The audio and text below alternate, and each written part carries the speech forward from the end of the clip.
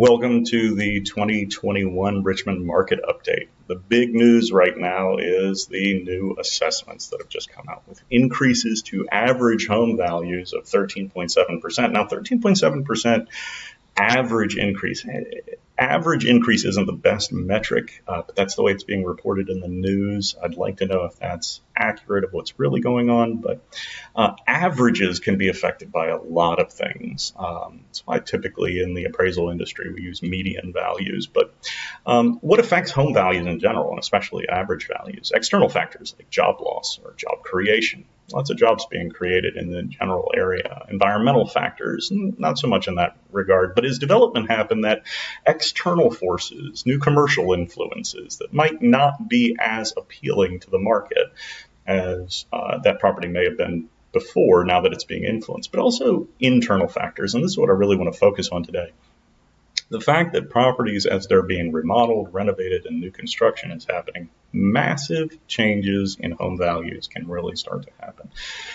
Where that property may have been worth very little before, in the case of new construction, merely that of the land, and all of a sudden it's worth much, much more 6 months later. That doesn't mean that the market value of that property increased by $500,000 if a new home was built on it. As if the increase, let's say it was a $100,000 piece of land and now it's worth $500,000. That doesn't mean that the market increased by 500%. So we need to take that into consideration as we look at some major areas in the Richmond area. Here we have the fan, 2,000 to 4,000 square foot homes over the past roughly 20 years. And we see a market that survived the 2007-2008 market collapse very, very well. It's been in a strong growth trend over the past roughly 15 years. But what we see then is, while the past 3 years have been very strong, 13% annual increases, the past year was actually relatively weak. This has been a surprising underperformer.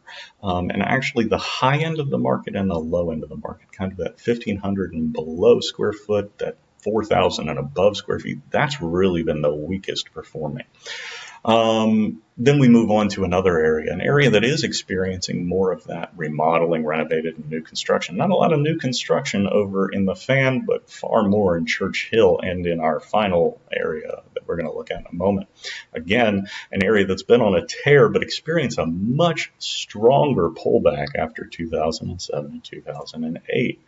Here we see that over the past 3 years, an 11.37% increase, but in the past year, we see a 16.67% increase in median values. Why? Because a lot of money is being poured into new construction, renovation, and remodeling in that area.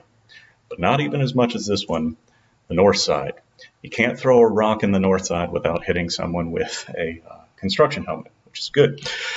Here we see a really exaggerated way of seeing the bottom end of the market after 2008, 2009, where you have this strong blue area at the bottom. These properties that are in poor condition that individuals are then picking up on the cheap, that then become the higher end of the market once those individuals have fixed that property up. And that's really where we begin to see those exaggerated increases, especially over the past year. 12.21% annual increase over the past 3 years, but a 23.22% increase in median sales prices on the north side year over year.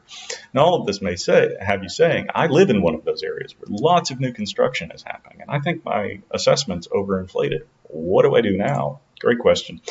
3 things you can do yourself. You can dispute the material facts. You can go in and say, you measured my house wrong.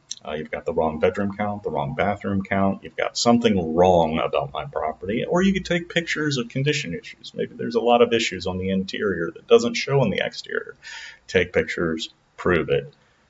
Can be a great way to dispute a high assessment. The only other way is to hire an appraiser.